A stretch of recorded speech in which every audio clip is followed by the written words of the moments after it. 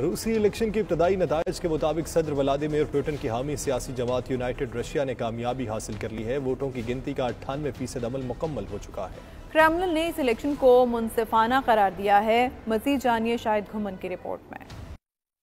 रूसी हुकाम के मुताबिक पार्लिमानी इलेक्शन के वोटों की गिनती का अमल 98% तक मुकम्मल हो चुका है और गैर सरकारी नताइज के मुताबिक यूनाइटेड रशिया 50% से ज्यादा वोट हासिल कर चुकी है। इन इब्तदाई नताइज के मुताबिक अपोजिशन कम्युनिस्ट पार्टी को 20% वोट मिले हैं। 2016 में होने वाले पार्लिमानी इलेक्शन में यूनाइटेड रशिया को 54% अवामी हमायत हासिल हुई थी।